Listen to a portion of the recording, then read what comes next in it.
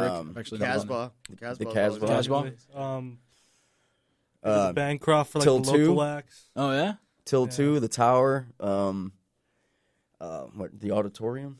Observatory? Observatory. Yeah, North that Park. place is cool. Yeah. Okay. Observatory's good. Yeah. So what's the future for Ghost Town Gamblers? What can we expect to see from you guys out here in San Diego? So with our future intentions, we kind of want to, we're going to carry a tribute act as well with the whole Social Distortion vibe. But we also kind of want to carry out, because I'm heavily influenced by that band, but also with Johnny Cash, and it's more of an element now, combining influences with each other and with the band. Okay. Kind of coming up with something new. So we can probably say that rock and roll kind of made a comeback, for sure, around in San Diego. Dude, I hear you on that. And I'd support you guys 100%. I love seeing rock bands out there doing their thing, because I really don't want to see the world of pop take over and just let rock and roll become like a sub niche genre like jazz became. But that'd be a sad day if that ever happened. So what would you say the ultimate goal is for you guys? Is the goal to be on a tour bus, touring the country, doing tribute? Would you guys? That would be cool. Are you guys trying to maybe eventually do a record and do it that way, or are you guys so what's the end goal? Originals would be cool to eventually build a following doing the tribute stuff, and then sort of start sprinkling in originals. That would be cool, and then see where that goes. Exactly. I think this sort of rock and roll that we do is it can still be a viable thing, and I think I think if we use our inspirations to kind of get our music to people who already like that kind of music, I think that'll kind of propel, whatever comes next. I'm not sure. Well, let's give a shout out over here for a second. So, what band would you guys go on tour with who's already big? Like, who would be a band that you guys would love to just, go jump on a bus with and open up for night after night after night, touring the country? Probably Hank 3. That would be Hank cool. the Third, really? Hank the 3rd. Reverend No Horton way. Heat. Yeah. You know what would be really cool The is Rev. Wheeler Walker Jr. Oh, yeah. Have you heard of that guy, Wheeler Walker Jr.? I can't say that I have. Who is he? He's a comedian, but he does like country records. They're Wait, real, what? They're real filthy records that like cursing all over the place. Well, but hold on, like, what does he have? Like a DJ behind him with a beat, and like he's just like I throwing think he's got a comic band. I think he's got a band. Oh, I've so never it's like seen a him real live. band, but Yeah. he's just like doing comedy lyrics. Yeah. then. I've never heard of Yeah, that. you got to check him out. He's pretty funny. Oh Yeah. my god! Have you guys ever been to Nashville? I lived in Nashville for 15 years. Damn. He's our Nashville guy. Dang! So you got all the experience from over there. Yeah, I got plenty of musician friends in Nashville. I used to DJ at Deja Vu. I DJ'd there for about 10 years. Oh wow! Now Deja Vu, that's a It's strip club. Oh, I'm gonna make a note of that. Deja Vu, man. Sounds like a strip club. Yeah, John and I have been talking about maybe trying to take a trip out there this fall. So nice. It's a great town, man. Great Yeah? town. I got in a lot of trouble in that town. Sounds like Austin, Texas. oh, absolutely. Oh, yeah. You guys been there? No, never been to I've been Austin. to Heard Austin. stories, though. Dude, I'm originally from we're from Austin, and that is a okay. great time. So as far as the markets are concerned, because I know on the business and record labels now, unfortunately, I mean, not unfortunately, I get it. Record labels, they're kind of like banks; they just want to make money. They're usually not musicians. But so San Diego, you guys are being well received here. What are some other cities that you guys think you guys could go just take over? Take over? Yeah, I mean, about like where you guys taking would be like well over? received with like the genre you guys are playing. We'd probably go a little more north for a little bit, Orange County and L.A. for starters. But Okay. I'd like to play in Vegas. That'd be cool. Vegas, Vegas. San Francisco. Vegas. I'm with you on that. I've never been to Seattle. Vegas, so that'd be cool. We got to change that, bro. That'd be cool. That's a wild time. hit up a few honky tonks. You know. All right, so if you guys had your way, would you guys be doing an I-5 tour up going northbound, or would you guys be going westbound, or like what? Like if you guys had to set up a tour and you could only make it a one-way, what cities would you guys be hitting? I'll put it that way. I would like to take a tour back east, and hit Phoenix and make our way to Nashville, and you know what I mean, just hit cross country. That'd be cool. Okay, so you'd be going eastbound, a little bit northeastbound then. Yeah. Okay, that's pretty cool. Now, is there anything that that you feel people should know about the Ghost Town Gamblers before we got to wrap this interview up here? With the Ghost Town Gamblers, the point we were trying to reach across is, music was dangerous at one point in time. Punk rock and the Social Distortion, which is what we're tributing as. Okay. Absolutely. Punk rock was dangerous.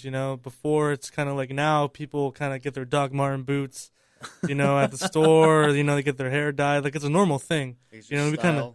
Yeah, we kind of want to bring back, the punk rock was dangerous. Yeah, I love it. That gritty, sleazy element. I love it, dude. I even feel like Johnny Cash had a little bit of that. Not a little bit, a lot, actually. Definitely. He definitely had that attitude, man. The OG. Original Man in Black, man. Yeah, dude. No, I'm with you guys. Now, what's the next show we guys can catch you at? We're definitely going to play a long show for you guys at Dirk's Nightclub in Lemon Grove on July 1st. I'm going to write that down. So July 1st, Dirk's Nightclub in Lemon Grove. We'll be there all night. Oh, yeah? Pretty much. We'll be there all night. We'll go on at 8, and then we'll be there. We'll close it down. Yeah? Yeah. All right, dude. So now, chicks can know what the appropriate attire is. Are we talking bikinis, no bottoms? Where's less is possible. Maybe some fishnet stockings and some Betty Bangs or something. There you go, ladies. So hit up Hot Topic and what's the other store, John, you go to? Tilly's? No, it was Spencer's, wasn't it? Spencer's. There you go. Yeah, that's that store. You got all that craziness going on over there. Oh, might I add that we also have a show at the Holding Company. What is it, July 30th? July 30th. July 30th at the Holding Company in OB. The OB Rage Fest. Oh, really? It used to be Gallagher's, yeah. Can you guys get your social media as well? Like your Facebook, Twitter, Instagram? Yeah, definitely. The Instagram is Ghost Town Gamblers Band. Correct. Yeah, it's Ghost Town Gamblers Band, and Facebook, just look up the Ghost Town Gamblers. You'll see the skeleton with the cigarette and the old martini glass and all that. Hell yeah. I dig it. No, I dig it. Well, anybody out there listening, I'll tell you what, these guys are really good. I've seen them live, and they had me boogieing down the dance floor. But more importantly, they had all the chicks and all the honeys out there doing it, man. And if you can attract the honeys, then you can get anybody else to come to your show, man. I'll tell you what, you guys are freaking awesome. Great bunch of players, great bunch of guys. Thank you guys for stopping in. Thanks for having us. Any shout-outs you guys want to give? Mom, girlfriend, anything? I'd like to give a shout out to my brother Ian, my mom. I love you, Ian. There we go. Oh, Tini, you're crazy, but I love you. Anybody? My folks, my mom and dad. Oh, there we go. Thank you guys for listening. Appreciate you guys coming in. Hey, thanks, brother. Thank you. We are Skull and Bones Radio. If you're into Selena Gomez, can't keep my hands to myself, or Adele, hello, then we might not be your first pick. Don't say we didn't warn you. What's up, guys? Welcome back To the Skull and Bones Show. Welcome back to Skull and Bones Radio. Yeah, welcome back. Shout out to our old Skull and Bones crew. Big shout out to Ghost Town Gamblers, who we just had in studio. Yeah, man, they were a lot of fun to have in here. It's actually funny because Eric, who is the guitarist in the band, is a Navy veteran. Ooh, and, shout out. Huh? I said shout out. I was a Navy guy. Yeah, you are. Nick, the bass player, is Army. Army, yeah, he was 101st Airborne. Army Infantry, right? Yeah, I think is what he said. It was like 101st or 82nd Airborne. It was one of those two. Either way, he would... Regardless, they were badasses. That's right, man. He jumped out of airplanes. And they're rockers. That's right. And James was smart. He just went to drum school and was like, I'm going to be a rock star. So. Yeah, he was. They were all really cool dudes, so shout out to them for coming in studio. Absolutely. Chatting with us a little bit. No, they were really cool. Hey, in fact, they said they'll hook us up at their next couple shows, man. What? Backstage passes and everything. I'm down. All right, man. We'll see what kind of rock starsm they got to throw our way. Yeah. Rock stars for rock stars. Absolutely. You ain't lying. All right. Well, Mick, what you got coming up, man? We know you're our resident news guy. Well, pirate news. You know what? In a world of pirate news, there's all kinds of stuff going on. So we're going to try something here probably is going to be a little bit different than usual. We're going to have a lot of different topics. We're going to kind of hit some pointers and onesies and twosies here, and we're going to move on. I'm down. All right. So you're not going to believe this one. Something that you and I probably would have wished for when we were a little bit younger. Lay it on me, man. What you got? Another high school teacher in Texas gets caught boning one of her high school students. I feel like that's becoming like a thing now. We've heard about it a lot, but it's like it doesn't stop happening. No, it doesn't. You'd think they'd figure it out. But you know what's crazy? Apparently how they keep getting caught? How? They're sexting.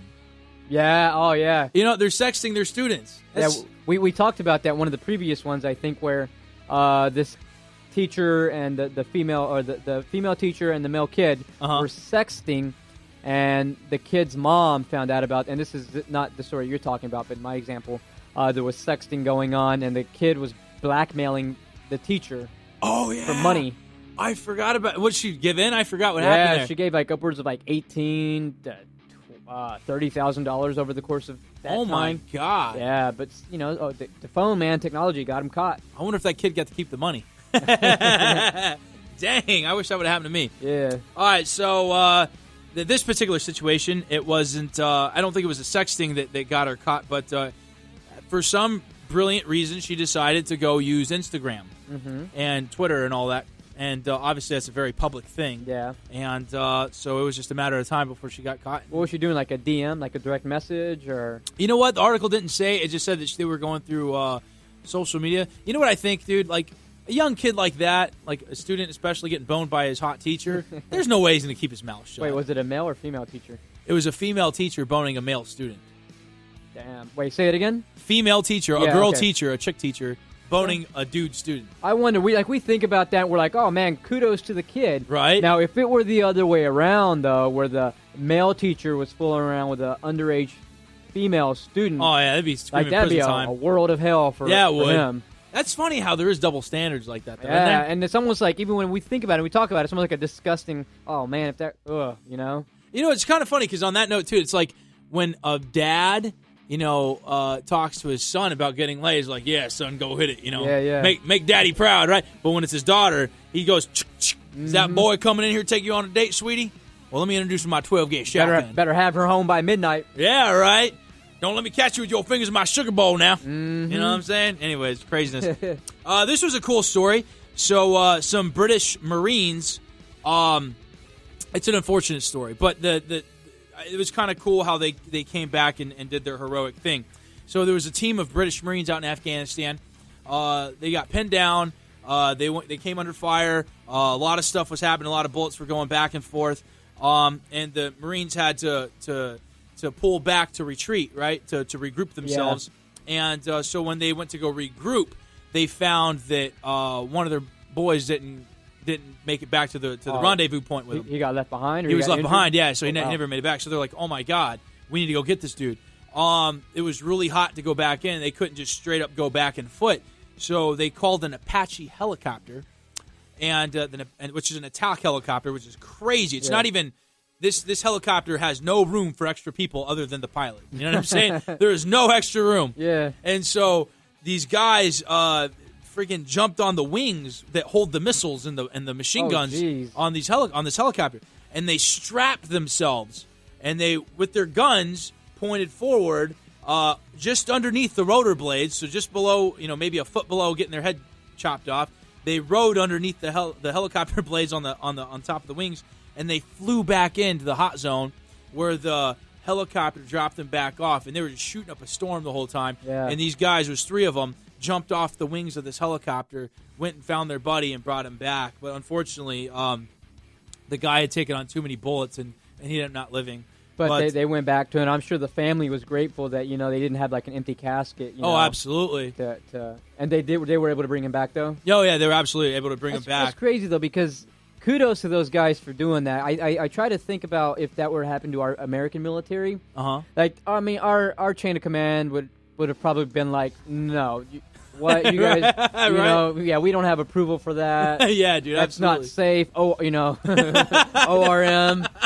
Yeah, that probably wouldn't have. I don't know, but it's funny you mentioned it because I was thinking that too when I first saw the article. I was like, that would never have happened in the American military. Yeah, and if it did, it probably was something super low key because I know. Our military's taught, leave no man behind and all that good stuff. No brother left behind. And you've seen the movies like that, too.